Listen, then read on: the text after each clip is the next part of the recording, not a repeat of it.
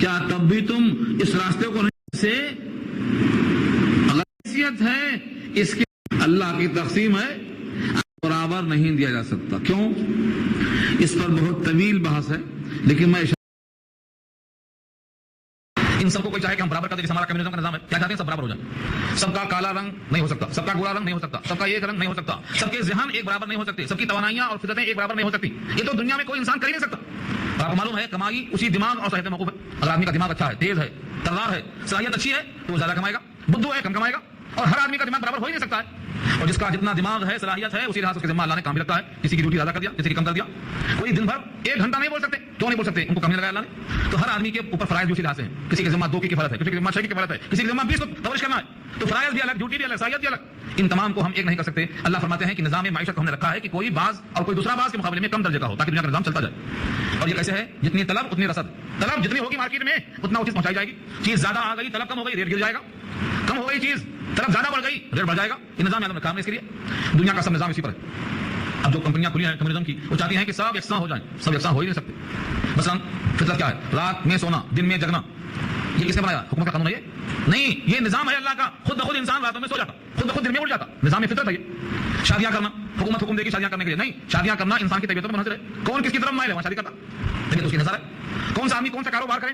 تم کھیتی کرو، میں دکان لگاتا ہوں، یہ فیصلہ کون کرے گا؟ ہر آدمی کی طبیعت کا میلان یہ فیصلہ کرتا ہے. یہاں تک کہ جو آدمی جھاڑو مارتا خاک رو، اس میں خوش ہے وہ. کیوں؟ اس کی فطرت ویسی. ہر انسان کی طبیعت کا میلان اس کو سکھاتا ہے تمہیں یہ کرنا، تمہیں یہ کرنا. یہ نظام عالم ہے. اس لیے دنیا کے سارے اس میں فیل ہو گئے. ایک ہی ہے قیامت چلنے والا، وہ ہے اسلام کا نظام. اسلامی نظام کا اصول کیا ہے؟ طلب جتنی ہوگی اتنا رسد ہوگی. جس میں جو صلاحیت ہوگی اتنا وہ حاصل کرے گا. جتنا اس کی ذمہ داریاں ہیں اتنا ہی سوال کیا جائے گا. ساری کائنات کا نظام اسی پر چل رہا ہے. اللہ فرماتے ہیں کہ ہم نے بعض کو بعض پر بلند کیا ہے تاکہ نظام عالم چلتا جائے اور لوگ ایک دوسرے کی خدمت کریں. کون چاہے گا کہ سب کے لیے ہم مشقت دے لیں؟ کسان دھوپ میں، بارش میں، کھیت میں کھڑا ہوا ہے. کیوں؟ یہ لوگوں کی تقسیم نہیں ہے، یہ اس کی اپنی طرف اپنا میدان ہے. وہ ایک آدمی رات میں ڈیوٹی کرتا ہے، رات میں جگتا ہے. کیوں؟ اس کی طبیعت کا میدان ہی. تو ہر انسان کو حاجت مند بنایا اللہ نے دوسرے کا تاکہ نظام عالم چلتا جائے. ورحمت ربک خیر مما یجمعون. اور یہ دنیا کے جتنے کام ہیں معیشت کے، اس سے بہتر ہے وہ جو آپ کے رب کی رحمت کی شکل میں، نبوت کی شکل میں ملا ہے. جو لوگ جمع کرتے ہیں مال کو سمیٹنے میں لگے ہوئے ہیں، اس سے بہتر رب کی رحمت ہے. تو دنیا کی معیشت کو ہم نے اپنے ہاتھ میں رکھا، ان کے پاس نہیں دیا. تو جو نبوت اعلیٰ درجے کی ہے وہ بھی رب کی رحمت ہے، وہ بہتر ہے. بنا اس بہتر چیز کو ہم ان کے حوالے کو کر سکتے ہیں، وہ بھی اللہ کے پاس. اب آخری جملہ عرض کرتا ہوں. اللہ خود فرماتے ہیں اگر یہ بات نہ ہوتی، اگر یہ بات متوقع نہ ہوتی کہ تمام آدمی ایک ہی طریقے کے ہو جائیں گے، تو جو لوگ خدا کے ساتھ کفر کرتے ہیں ان کے لیے ان کے گھروں کی چھتیں ہم چاندی کی کر دیتے، اور ان پر زینے بھی جن پر وہ چڑھا کرتے ہیں اترا کرتے ہیں، ان کے گھروں کے کیوڑ بھی اور تخت بھی جن پر تکیہ لگا کر بیٹھتے ہیں، یہ سب چیزیں سونے کی ہوتی. اللہ کا اعلان ہے، صحیح اعلان ہے. لفظوں کو دیکھو. ولولا، اور اگر یہ بات نہ ہوتی ان یکون الناس، کہ ہو جائیں گے لوگ امۃ واحدہ، ایک ہی جماعت. ایک جماعت کون سی ہوتی؟ کافروں کی جماعت ہوتی. کیوں؟ کافروں کو مکان مل رہا ہے سونے کا. آج دیکھ لو، کہتے ہیں کم درجے کے لوگوں کو مکان ملتا ہے تو بڑے درجے کا مسلمان بھی کم درجے میں نام لکھوا دیتا ہے. ہوتا نہیں ہوتا ہے؟ چھوٹی تنخواہ والے کو مکان ملے گا تو بڑی تنخواہ والا بھی اپنا نام دکھاتا ہے تنخواہ چھوٹی والوں میں. کیوں مل رہا؟ اگر یہ مکان کی خاطر، چھوٹے مکان کی خاطر ایسا ہو سکتا ہے تو اگر سونے کا مکان، چاندی کا مکان ملتا ہے تو کون باقی بچتا؟ الا ماشاء اللہ. کچھ مسلمان آج ایسے ہیں جو اپنے ایمان کو بچانے کے لیے حرص میں نہیں جا رہے ہیں. ایک تاجر ہے، اس کو معلوم ہے میں اگر شراب کا لائسنس لے کے بیچوں گا تو پیسے بہت ملیں گے، جیسا حکومت کو ملتے ہیں بہت ملیں گے، لیکن یہ حرام ہے. اس واسطے وہ کاروبار نہیں کرتا ہے، کم میں گزارا کرتا ہے، اچھے کام میں کاروبار کرتا ہے. تو کیوں کرتا ہے؟ یہ اپنے ایمان کے تحفظ کے لیے، نیکیوں میں پھیلانے کے لیے، برائیوں کو بچانے کے لیے. وہ جانتا ہے کہ میں یہ سرمایہ لگا سکتا ہوں دوسرے کام میں تو پیسہ آ سکتا ہے، لیکن وہ ناجائز ہے، اللہ کے یہاں حرام ہے، اس کا انجام جہنم ہے. تو کیا کرتا ہے؟ وہ کم کھا کر بھی اپنے ایمان کے تحفظ کے لیے صحیح کاروبار کرنا چاہتا ہے. تو آج ایسے مسلمان ہیں الحمدللہ، اور یہ قیامت تک رہیں گے، کیونکہ حضور کا ارشاد ہے میری امت گمراہی پر جمع نہیں ہو سکتی. لیکن یہ حال کس کا ہے؟ اکثریت کا ہے. کہ جب دیکھیں گے کہ مکان سونے چاندی کا ملتا ہے تو گزرا جائیں گے. ولولا ان یکون الناس، اور اگر یہ بات نہ ہوتی کہ تمام لوگ ہو جاتے ایک ہی جماعت پر، لجعلنا، تو ہم کر دیتے لمن یکفروا، ان کے لیے جو کافر ہیں رحمان کے، لمن یکفروا بالرحمن، جو رحمان کے منکر ہیں، کیا کرتے تھے؟ لبیوتہم، ان کے لیے گھر، بیت کی جمع بیوت، ان کے گھروں کے لیے کر دیتے کیا؟ سقفا من فضہ. فضہ مانے چاندی، اور سقف چھت کو بولتے. سقفا من فضہ، چھتیں چاندی کی ہم کر دیتے. تو معارج اور سیڑھیاں، معراج سے واقف ہوں گے آپ. معراج کو معراج اسی واسطے کہتے ہیں کہ وہ ذریعہ عروج ہے، سیڑھی کے ذریعے سے. یہاں وہی معارج ہے. معارج کے معنی سیڑھیاں. تو سیڑھیاں چاندی کی، چھتیں چاندی کی. معارجہ علیہا یظہرون، جس پر وہ چڑھا کرتے، اترا کرتے. ولبیوتہم ابوابا، اور ان کے گھروں کے لیے دروازے کیوار لگاتے. وسرورا، اور تخت بناتے. علیہا یتکئون، جس پر ٹیکا لگاتے، بیٹھ کے آرام کرتے. وزخرفا، اور سب کو گولڈن بناتے. یہ ہے لفظ زخرف، جس کی بنیاد پر سورۃ کا نام سورۃ زخرف رکھا گیا. لگتا ہے اس کا نام سورۃ زخرف کیوں ہے؟ یہ ٹکڑا سورۃ میں جو سب سے اہم چیز ہوتی ہے اس کے لفظ کو سورۃ کا نام دیا جاتا ہے. تو چاندی کی چھتیں ہوتی، چاندی کی سیڑھیاں ہوتی، دروازے بھی اور تخت بھی سب چاندی کے، اور تمام چیزیں زخرفا، سونے کی بھی. مطلب کسی کو چاندی کی، کسی کو سونے کی.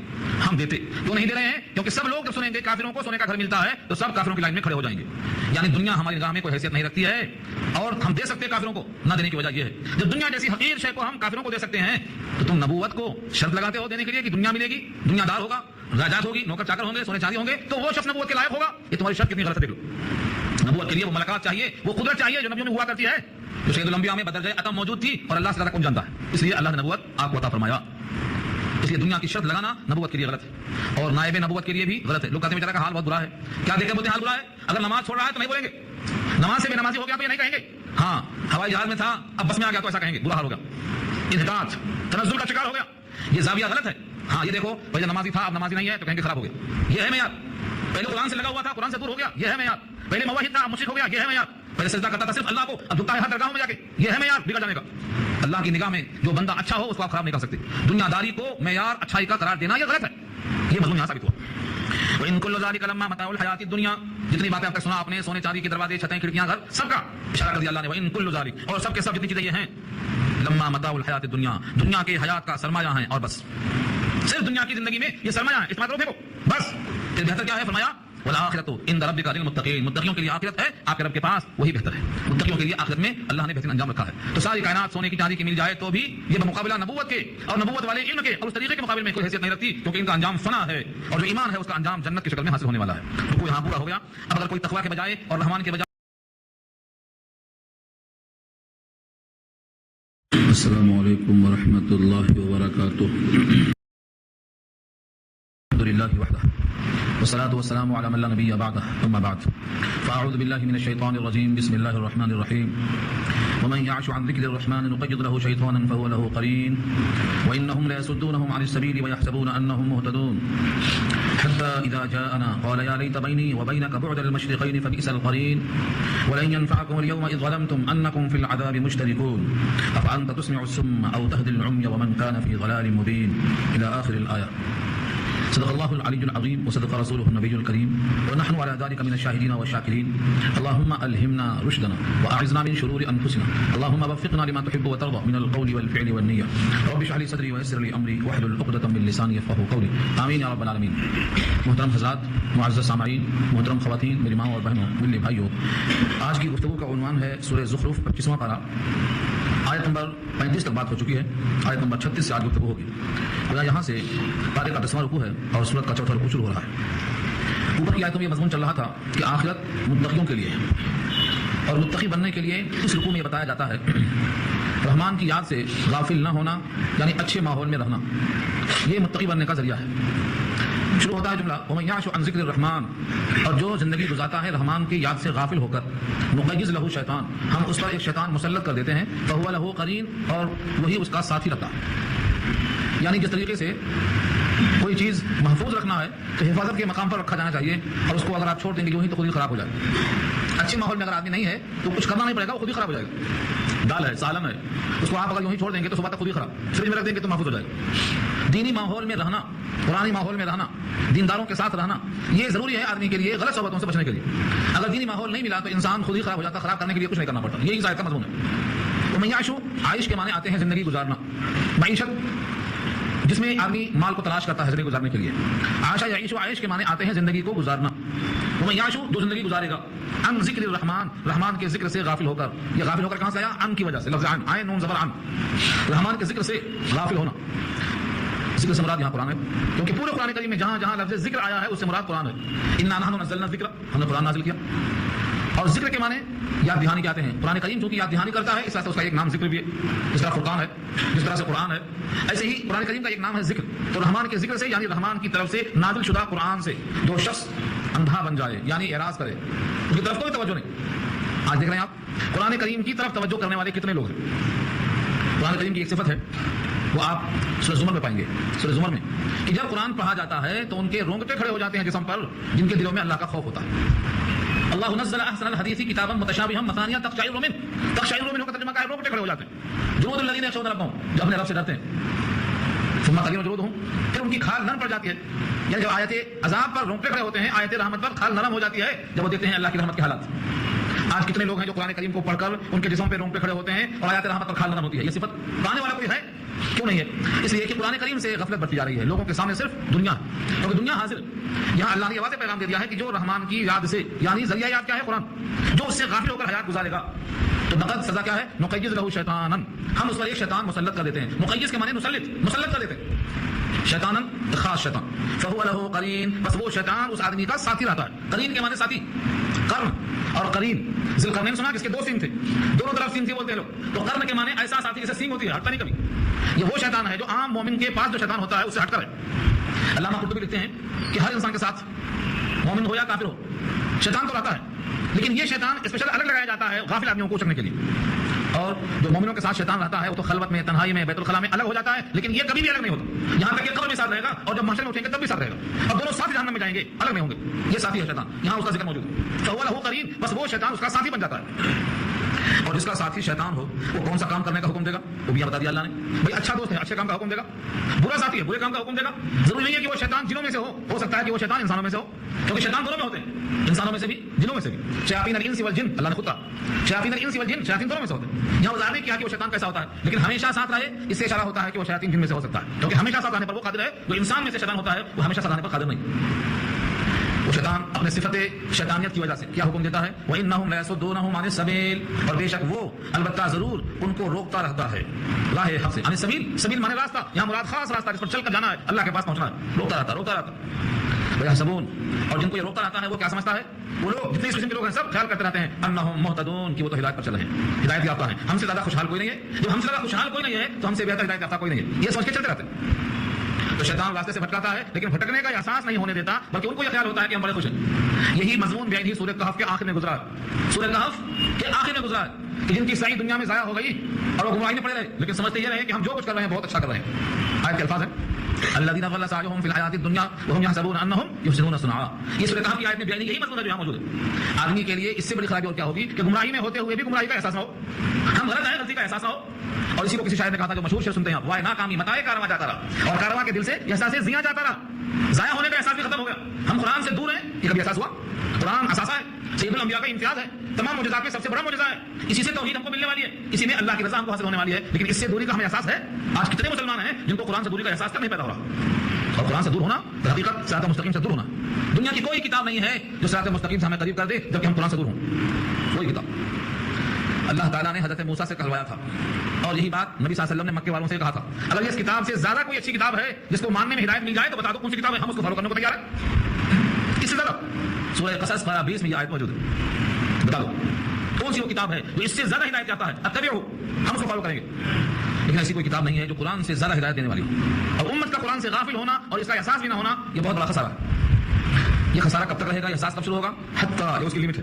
حتیٰ ہمیشہ سن لو غائب کے لیے آتا ہے, لمٹ کو بتاتا ہے. حتیٰ اذا جاءنا, یہاں تک کہ جب ہمارے پاس آئیں گے, اور کب آئیں گے, قیامت میں آئیں گے, مرنے کے بعد آئیں گے. اگر برزخ لیا جائے تو مرنے کے بعد فوراً شروع ہوگا, اور محشر لیا جائے تو قیامت کے بعد فوراً شروع ہوگا. لیکن اس دنیا کا جو اختیار ہے کہ عمل صالح کر سکتے, عقیدہ درست کر سکتے, توبہ اللہ کر سکتے, یہ موقع ختم ہو جائے گا, چاہے قبر شروع مراد ہو چاہے حشر شروع. حتیٰ اذا جاءنا, یہاں تک کہ جب ہمارے پاس آئے گا وہ شخص جس کا ساتھی شیطان بن چکا ہے, یا اس کے نتیجے میں قال, کیا کہے گا افسوس میں, یا لیتا بینی و بینک بعد المشرقین, آئے کاش, یا لیتا کیوں آتا, کاش, گزرے ہوئے ماضی پر افسوس کرنے کے لیے, گزرے ہوئے حالات پر افسوس کرنے کے لیے, کاش میں تم سے دوستی نہ کی ہوتی, کاش کہ میں نے تمہارا ساتھ نہ دیا ہوتا, کاش تمہاری ہاں میں ہاں نہ ملائی ہوتی. یا لیتا بینی و بینک, میرے اور تیرے درمیان, بعد کے معنی دوری, کتنا بعد ہوتا, مشرقین, کتنا دوری ہوتی. مشرقین دو مشرق نہیں ہے لیکن یہ محاورہ ہے, اسے کہتے ہیں قمرین, دو چاند. دو چاند کہاں ہے, شمس اور قمر کو ملا کر قمرین بولتے ہیں, شمسین نہیں بولتے, قمرین. ایسے مشرق اور مغرب کو ملا کر کیا بولتے ہیں, مشرقین بولتے ہیں. رب المشرقین اور رب المغربین, سورہ رحمان میں پڑھ چکے ہیں آپ. تو ایک سورج طلوع ہونے کی جگہ, ایک سورج غروب ہونے کی جگہ, دونوں کو مشرقین کہا. اللہ فرماتے ہیں کہ یہ حسد میں کہے گا, اے کاش کہ میرے تیرے درمیان اتنا بعد, اتنا دوری, اتنا فاصلہ, اتنی مسافت ہوتی جتنا مشرق سے مغرب میں فاصلہ ہے. تو اتنا کمینہ ہے کہ تیرے ساتھ رہنے کو تو کیا چاہتا ہوں میں اتنی دوری چاہتا ہوں. یہ دنیا میں سب سے بڑی دوری کی مثال ہے. اس سے بڑی دوری اور نفرت اور بعد کے لیے کوئی مثال ہے آپ کے پاس نہیں ہے. یا لیتا بینی و بینک بعد المشرقین فبئس القرین, فبئس القرین, کیا برا ساتھی ہے. قرین کے معنی ساتھی, وہاں کیا تھا, فهو له قرین, اسی کو یہاں کہا فبئس القرین, کیا برا ساتھی ہے کہ ساتھ رہنے والے کو اتنی نفرت ہو گئی اس کی وجہ سے. لیکن اس وقت اس نفرت کے اظہار سے کچھ فائدہ ہوگا. اللہ فرماتے ہیں وَلَن يَنفَعَكُمُ الْيَوْمَ, اور ہرگز تم کو نفع نہیں دے گا آج. اس حسرت کے اظہار سے آج فائدہ نہیں دے گا. یہ حسرت تم کو دنیا میں ہونا چاہیے تھا, یہ احساس ناکامی کا دنیا میں ہونا چاہیے تھا, اس برے ساتھی کی صحبت کا وبال دنیا محسوس کرنا چاہیے تھا. وَلَن يَنفَعَكُمُ الْيَوْمَ, اور آج ہرگز تم کو نفع نہیں دے گا یہ احساس. کیوں, اذ ظلمتم, کیونکہ تم نے ظلم کیا ہے, یعنی تم نے شرک کیا ہے, تم نے غفلت کی وجہ سے اپنے عقائد تباہ کر لیا. اذ ظلمتم انکم فی العذاب مشترکون, بے شک تم سب عذاب میں مشترک ہو, تم بھی عذاب میں وہ بھی عذاب میں. انکم سے پہلے امام قرطبی کہتے ہیں انکم بمانا لی انکم کے ہے, چونکہ تم سب عذاب میں مشترک ہو لہذا دوری بھی نہیں, اور دوری کا جو احساس ہوا اس کا کوئی فائدہ نہیں, اس کے نفرت کا جو اظہار ہوا اس سے بھی کوئی فائدہ نہیں. ہرگز تمہیں آج کوئی فائدہ نہیں ہوگا. وَلَن يَنفَعَكُمُ الْيَوْمَ إِذْ ظَلَمْتُمْ أَنَّكُمْ فِي الْعَذَابِ مُشْتَرِكُونَ, چونکہ تم سب عذاب میں مشترک ہو اس لیے آج تمہارے کفر اور ظلم اور شرک کی وجہ سے تمہیں کوئی نفع نہیں دے گا. اس براءت سے, اس دوری سے, اس نفرت سے آج کوئی نفع نہیں دے گا.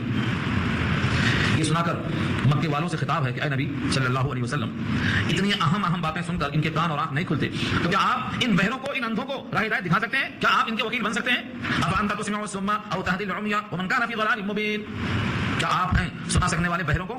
افانت، کیا آپ تسمع سنوائیں گے الصم، صم کے معنی بہرا، او تهدي العمي یا راستہ بتائیں گے اندھے کو، العمي کے معنی اندھا، یہ اندھے بھی ہیں بہرے بھی ہیں، ان کو آپ راستہ نہیں دکھا سکتے، ان کو اپنی بات آپ نہیں سنوا سکتے۔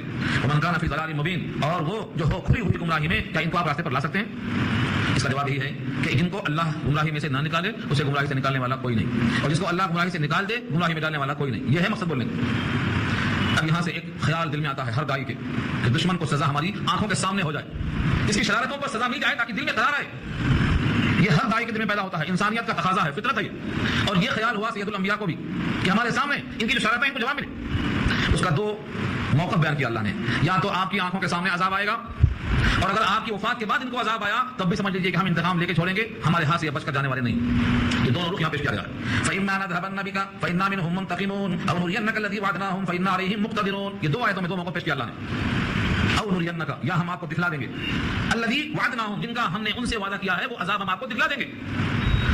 کیوں؟ فَإِنَّا مِنْهُمْ مُنْتَقِمُونَ، کہ بے شک ہم ان سے انتقام لینے والے ہیں، منتقمون انتقام سے، یعنی اللہ انتقام لینے پر قادر ہیں، ہم نے جو ان سے وعدہ کیا ہے عذاب کا یہ آپ کو ہم دکھا دیں گے۔ ایک شکل تو یہ ہے اور نُرِيَنَّكَ الَّذِي وَعَدْنَاهُمْ فَإِنَّا عَلَيْهِمْ مُقْتَدِرُونَ، یا ہم دکھلا دیں بعض وہ چیزیں جن کا ہم نے ان سے وعدہ کر رکھا ہے، فَإِنَّا عَلَيْهِمْ مُقْتَدِرُونَ، کہ بے شک ہم اس پر اقتدار رکھتے ہیں، یعنی طاقت رکھتے ہیں۔ پہلے میں منتقمون، دوسرے میں مقتدرون، دونوں صورتیں ہیں۔ فَإِمَّا نَذْهَبَنَّ بِكَ، اگر آپ کو ہم لے کے چلے جائیں، یعنی آپ دنیا میں نہ رہیں تب بھی ہم انتقام لیں گے، یا آپ کی آنکھوں کے سامنے ہو تب بھی ہم اقتدار رکھتے ہیں سزا دینے کا، دونوں صورتوں میں۔ تسلی یہ ہے کہ آپ کا مقصد یہ ہے کہ دشمن ذلیل ہو، اللہ کا دشمن اللہ کی سزا کا حقدار بن چکا ہے، یہ آپ کا مقصد ہے، آپ کی آنکھوں کے سامنے ہو یا آپ کے دنیا سے جانے کے بعد ہو، یہ تو ہو کر رہے گا کیونکہ ہم منتقم ہیں، انتقام لے کے رہیں گے اور ہم مقتدر ہیں، ہمارا اقتدار باقی رہے گا، یہ اقتدار کبھی ختم نہیں ہوگا، اور یہ وعدہ انتقام کبھی ختم نہیں ہوگا، آپ دنیا میں رہیں یا نہ رہیں، یہ ہمارا ذمہ، ہمارا ذمہ یہ کام، دونوں باتوں کا پیغام۔ لہٰذا ہمیں کیا کرنا ہے؟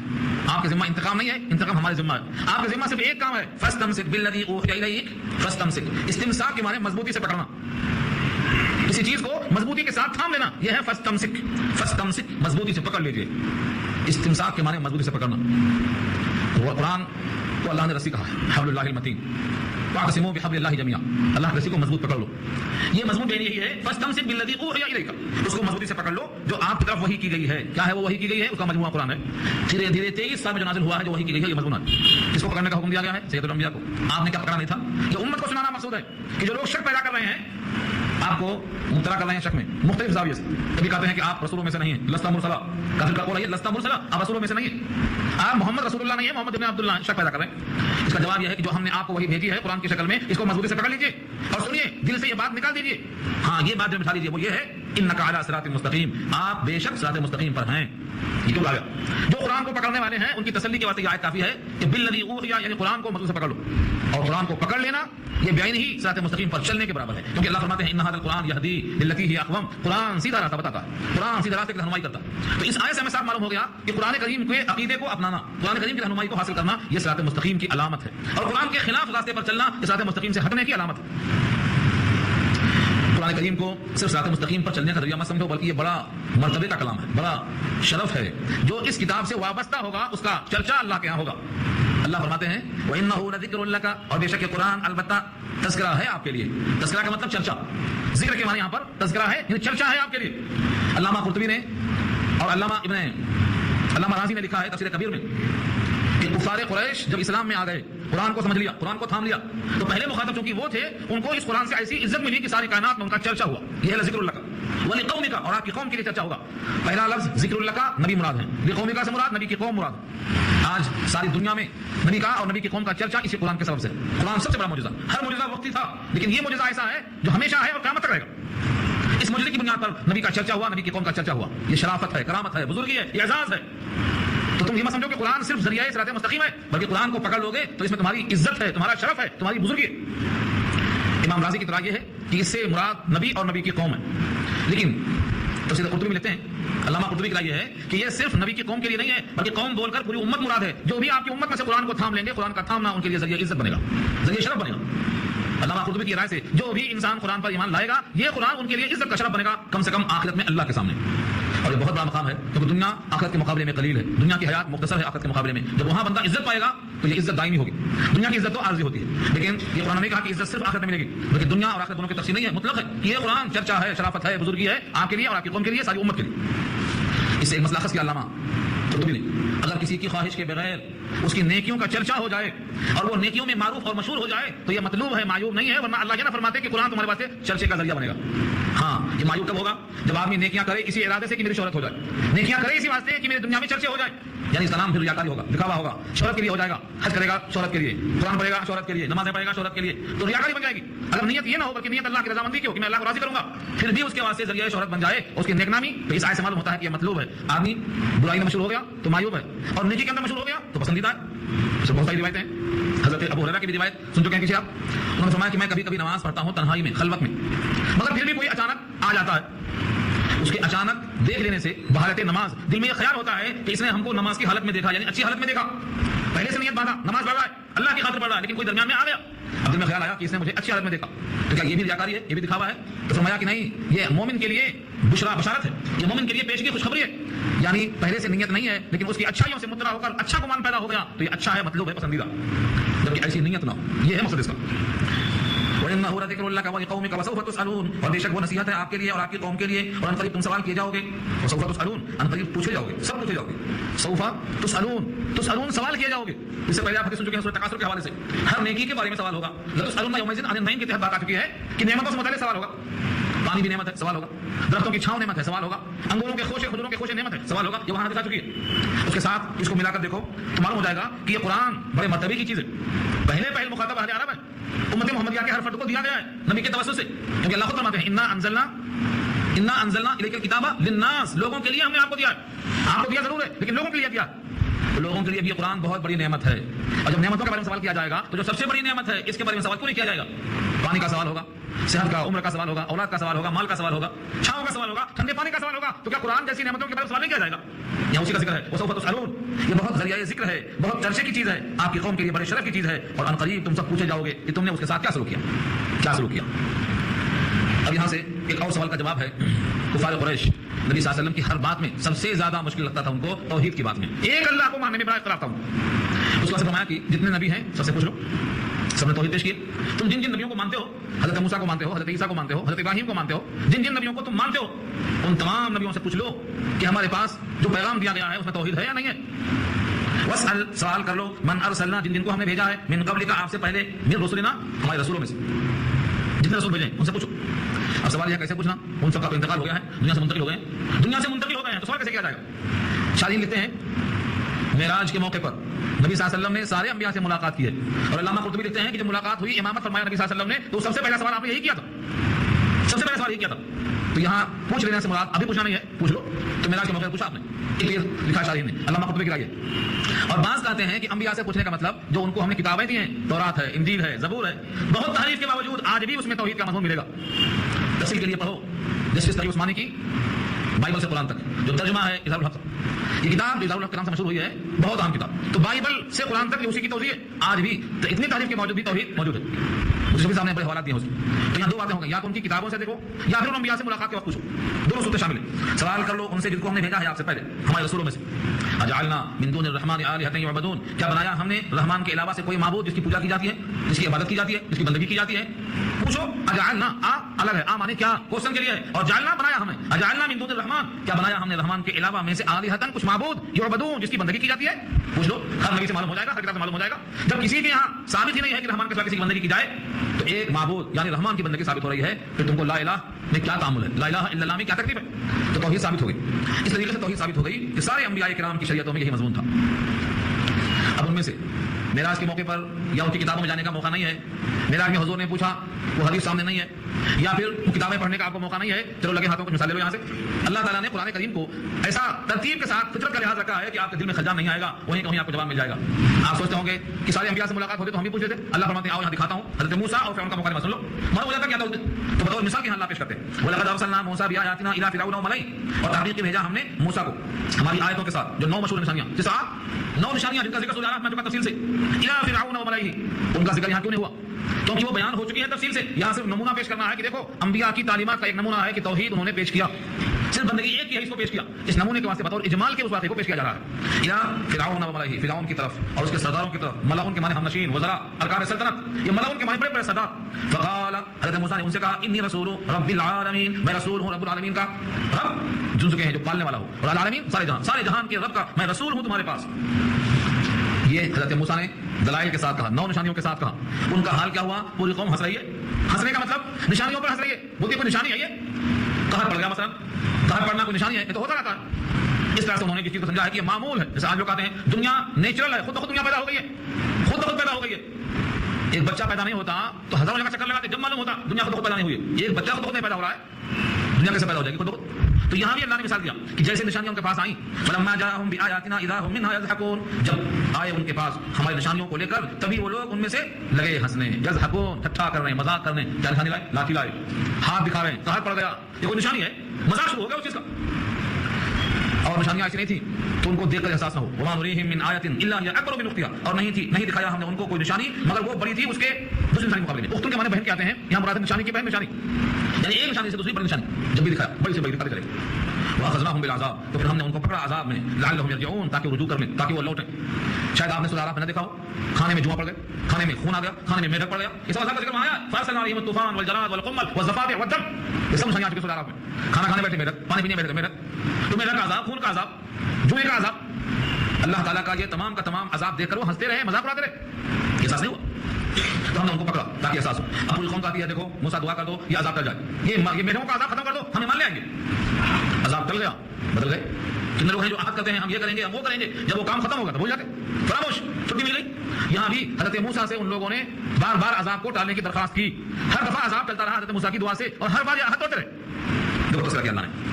وقالوا یا ایھا الساحر، اور کہنے لگے اے جادوگر. ساحر کے معنی جادوگر. کیوں کہتے جادوگر؟ کیونکہ آپ کے ہاتھ کا چمکنا، ہاتھ سے لاٹھی کا سانپ بن جانا، اس کو وہ سمجھتے تھے کہ جادو ہے، اور یہ بندہ جادوگر ہے. کیونکہ ظاہری اسباب نظر نہیں آتے. جادو اسی کو کہتے ہیں نا کہ اس کے اثرات تو نظر آئے لیکن اس کے عوامل، اس کی وجہ نظر نہ آئے، خفیہ اثر ہو. تو جادو کہا اور ان کو جادوگر کہا. یا ایھا الساحر، اے جادوگر، ادعو لنا ربک، دعا کر ہمارے لیے اپنے رب سے. کیا؟ بما عہد عندک، جو تم نے اپنے رب کے پاس سے عہد لیا ہے. اس نے آپ سے عہد دیا. کیا عہد دیا آپ سے؟ کہ جب تم دعا کرو گے تو میں عذاب ٹال دوں گا. اس عہد کے مطابق تم دعا کر کے ادا کرو. اننا لمہتدون، بے شک ہم ہدایت یافتہ ہیں. اننا، بے شک ہم، لمہتدون، ہدایت یافتہ. فلما کشفنا عنہم العذاب، پھر جب ہم نے ان سے عذاب کو دور کر دیا، اذا ہم ینکثون، جب وہ عذاب کو ختم ہونے کے بعد عہد کو توڑ دیتے ہیں. ینکثون، نکث، توڑ دیتے ہیں اپنے عہد کو. اب سوچو یہ قوم کیسی ہوگی؟ عذاب میں مبتلا ہے، عذاب کو ٹالنے کی درخواست کرتی ہے، وعدے کے مطابق عذاب ٹلتا ہے، وعدے سے مکر جاتی ہے. کیسی ہرڈم قوم؟ وہ ہرڈم قوم آج چلی آ رہی ہے. اس کی ہرڈمی کا شکار سارا عالم ہے اس وقت. ہر موقع پر ہاتھ توڑتے ہیں. اب پوری قوم کے سامنے فرعون کی بے عزتی کا خطرہ ہو گیا تو پہلے سے پہلے اعلان کرنے لگا پورے ملک میں. سنیں کیا کہ دیکھو موسیٰ کے پاس کچھ بھی نہیں ہے، نہ نوکر نہ چاکر، نہ سونا نہ چاندی، نہ محل نہ باغات، اور میرے پاس نوکر چاکر حکومت سب کچھ ہے. بتاؤ وہ اچھا ہے کہ میں اچھا ہوں؟ نہ ان کو بولنا آتا، نہ سمجھانا آتا. میرے پاس یہ ہے اور وہ ہے، بھلا بتاؤ میں اچھا ہوں کہ وہ اچھا ہوں؟ ہم اگر ہوتے تو کیا بولتے؟ بولو. ہم بھی تو یہ بولتے نا جو لوگ بولے. کیا بولے؟ جس کے پاس مال ہے وہ اچھا، جس کے پاس نوکر ہے وہ اچھا، جس کے پاس باغات ہے وہ اچھا. وہی انہوں نے کہا. کفار قریش نے وہی کہا. کسی نے نہیں کہا کہ فرعون کے مقابلے موسیٰ اچھے ہیں. کیوں نہیں کہا؟ وہی مال، وہی دنیا، وہی دولت، وہی ثروت. کفار قریش کا نام مسعود ہے کہ تم نے بھی نبوت پر اس لیے شک کیا ہے کہ نبی کے ہاتھوں میں کنگن نہیں ہے. فرعون کے مقابل موسیٰ کے ہاتھ میں کنگن نہیں تھے، وہاں بھی دھوکہ لگا لوگوں کو. لیکن جب وقت آیا تو فرعون کا کنگن عذاب سے بچا نہیں سکا، بلکہ اس کا عذاب نمونہ عبرت بن گیا ساری قوم کے واسطے. ایسا ہی جب وقت آئے گا مکے والوں کا بھی تو یہ کنگن کا تماشا بھول جائے گا. دیکھو لفظوں کو. ونادى فرعون في قومه، قال، اور پکارا فرعون نے اپنے قوم میں، قال یا قوم، کہا اے میری قوم کے لوگوں، الیس لی ملک مصر، کیا نہیں ہے یہ، کیا نہیں ہے میرے لیے ملک مصر، وهذه الانهار، اور یہ نہریں. ملک مصر میں جو نہر چلتی ہے وہی دریا مراد ہے. تجری من تحتی، بہتی ہے میرے نیچے سے. کہتے ہیں محل کے نیچے نہر تھی، اور اسی نہر میں صندوق میں حضرت موسیٰ بہتے ہوئے آئے تھے، جس کا ذکر سورۃ القمر میں انشاءاللہ آئے گا. تجری من تحتی، یہ بہتی میرے نیچے سے. افلا تبصرون، کیا تم دیکھتے نہیں ہو؟ کیا تم کو نظر نہیں آتا ہے؟ اب بتاؤ، ام انا خیر من هذا الذي هو مهين ولا يكاد يبين، کیا میں بہتر ہوں اس سے جو کہ وہی مہین ہے. اور مہین کے معنی اہانت والا ہے، مطلب جس کی کوئی قدر نہیں ہے، جو کم قدر ہے. مصر میں فرعون کی جو قدر تھی وہ موسیٰ کی قدر نہیں تھی، یہ بولنا چاہ رہا دنیاوی لحاظ سے. اور ایک جملہ کہا ولا یکاد یبین، اور نہیں قریب ہے کہ وہ بات کر سکے. حضرت موسیٰ کی زبان جل گئی تھی، لغنت تھی. یہ فرعون کو یاد تھا کیونکہ وہی واقعہ پیش آیا تھا. لیکن اب جب پلٹ کے آئے ہیں یہ مدین سے نبی بنا کر بھیجے گئے ہیں تو اپنے رب سے دعا جو کی تھی، جس کا ذکر سورۃ طٰہٰ میں آ چکا ہے، رب اشرح لی صدری، اس دعا کی برکت سے زبان کھل گئی تھی. لیکن فرعون کو یاد نہیں آیا، اس کو نہیں معلوم کہ میرے جانے کے بعد یہاں سے کیا کیا ہوگا. تو فرعون اپنے سابقہ علم کے مطابق کہتا ہے ولا یکاد یبین، ان کو بولنے پر قدرت نہیں ہے، حالانکہ اب ان کو بولنے پر قدرت ہے. اور یا تو پھر یہ تہمت لگایا جان بوجھ کے، اتہام بڑھا اس نے کہ ان کے پاس کوئی دلائل نہیں ہے، میرے پاس ہو کیا دلائل اچھا ہونے کے، ان کے پاس کوئی دلائل نہیں ہے، دونوں مضمون بن گئے سارے۔ اب کہتا ہے اگر وہ اچھے ہوتے تو کیا کیا ہوتی ان کے ساتھ حالت، فلولا بس کیوں نہیں القی علیہ اسورۃ من ذهب، ڈالا گیا ان پر کنگن سونے کا، اسورۃ سوا کی جمع ہے کنگن، سونے کے کنگن ان کے پاس کیوں لگے نہیں گئے؟ مطلب پہلی کمی کیا ہے، کنگن سونے کے میرے پاس ہے ان کے پاس نہیں ہے۔ او جاء معه الملائکۃ مقترنین، یا آئے ہوتے ان کے پاس فرشتے صف در صف باندھے ہوئے، برابر باندھے ہوئے، ہمارے پاس نوکر لگے ہیں ایسے ان کے بھی استقبال میں فرشتے پر لگا کے حاضر ہوئے ہوتے، وہ بھی نہیں، یہ بھی نہیں۔ یہ تقریر کر کیا اس نے فاستخف قومه، اپنی قوم کا بھیجا کھا گیا، فاستخف قومه، اپنی قوم کو ہلکا کر دیا کہ وہ اس کی بات کو مانے۔ کہتے ہیں کوئی بات بار بار کہی جائے تو بات دماغ میں گھس جاتی ہے، اس کو ہم کہتے ہیں اپنے محاورے میں بھیجا کھا گیا، اپنی قوم کو بیوقوف بنا دیا۔ ایک نبی کے مقابل میں اپنے آپ کو عمدہ ثابت کرنے کے لیے سونے کے کنگن کو پیش کیا، محلات کو پیش کیا، نہروں کو پیش کیا، حکومت کے دفتر کو پیش کر دیا، اس طرح سے اپنی قوم کا بھیجا کھا گیا، قوم کو بیوقوف بنا دیا اور قوم کو اطاعت کرنے پر لگا دیا۔ فاستخف قومه، اپنی قوم کو مغروب کر دیا، فاطاعوا، سب نے ان کی اطاعت کر لیا۔ انہم کانوا قوما فاسقین، بے شک وہ لوگ تھے فاسق قوم، گنہگار قوم، گنہگار تھے، گنہگار کی بات مان گئے۔ اگر وہ نیک ہوتے تو نیک کی بات مانتے، فاسق تھے، فاسق کی بات مانے۔ یہاں سے معلوم ہوا ہے کہ فاسق اچھوں کی تائید نہیں کر پاتے، فاسق کو فاسق ہی کی تائید کرتے ہیں۔ آج کل جتنے جھگڑے ہوتے ہیں مناظرے کی شکل میں، دلیل قرآن کی حدیث کی ہو، عوام کو سمجھ میں تو نہیں آتی، عوام میں اکثریت ہوتی ہے جاہل، وہ کیا کرتی ہے جو ان کی ہاں میں ہاں ملایا اس کی تائید کر دیتے۔ یہ ہوا یہاں پر پورے ملک مصر میں جو لوگ تھے فرعون کی تائید میں آ گئے اور حضرت موسیٰ کو یہ قطعہ چھوڑ دیا۔ اللہ فرماتے ہیں اس سے ہمیں کیا ہوا، فلما، پس جب، آسفونا، انہوں نے ہم کو غصہ دلایا۔ آسفونا بنا ہے آصفن سے، اور آصفن کو اردو میں افسوس بولتے ہیں، یہ اردو کا افسوس یہی سے نکلا ہے، آصفن افسوس۔ اللہ کو غصہ دلایا، اور غصہ آنا ایک انفعالی کیفیت ہے، اللہ اس سے پاک ہے۔ مراد یہ ہے انہوں نے ایسی حرکت کی کہ میرے نبی کے مقابل میں میرے باغی کو پسند کر کے اس کی تائید کر دیا، جس سے جب انہوں نے ایسی حرکت کی کہ عذاب آنا چاہیے۔ فلما آسفونا، جب انہوں نے ہم کو غصہ دلایا، انتقمنا، تو ہم نے ان سے انتقام لے لیا، منہم، ان تمام سے، فاغرقناہم اجمعین، ہم نے ان تمام کو غرق کر دیا دریائے نیل میں۔ اور ہمارا ان کو غرق کر دینا نتیجہ بتاتا ہے، کفار قریش کے سامنے پیش کر دو۔ اے کفار قریش، جس طرح موسیٰ کے مقابل فرعون غرق ہو گیا، تم بھی کنگن دیکھنے والے ہو، تم بھی دولت دیکھنے والے ہو، تم بھی قرآن کو دیے جانے کے لیے بڑا مالدار چاہتے ہو، تمہارا بھی انجام یہی ہوگا۔ فجعلناہم سلفا، تو پھر کر دیا ہم نے ان کو سلف، سلف کے معنی گزرے ہوئے لوگ، کچھ لوگ اپنے آپ کو سلفی کہلاتے ہیں، یہیں سے نکلا ہے وہ سلفی، گزرے ہوئے لوگوں کو فالو کرنا، سلفن کے معنی گزرے ہوئے لوگ، فجعلناہم سلفا، ہم نے ان کو بنا دیا ہے گزرے ہوئے لوگ، ومثلا، اور نمونہ، للآخرین، آخر میں آنے والوں کے لیے، بعد میں آنے والوں کے لیے، کہ نبی کے ساتھ آنے والے کامیاب اور نبی کی مخالفت کرنے والے ناکام۔ جس نے تورات کو مانا، موسیٰ کی اتباع کیا، وہ کامیاب ہو گئے، اور جس نے فرعون کی اتباع کیا پانی میں غرق ہو گئے۔ اس لیے قرآن کریم کی اتباع مکے والوں کو بچائے گی اور قرآن کی مخالفت ان کو عذاب میں لائے گی، یہ فیصلہ کر دیا اللہ نے۔ یہاں پر الحمدللہ رکوع پورا ہو گیا۔ اب یہاں سے کفار قریش کا ایک اعتراض اور ایک سوال ہے، یہاں سے مسلسل 2 رکوع میں گفتگو ہے، یہ گفتگو انشاءاللہ ہم آئندہ کریں گے، دعا کر لیجیے۔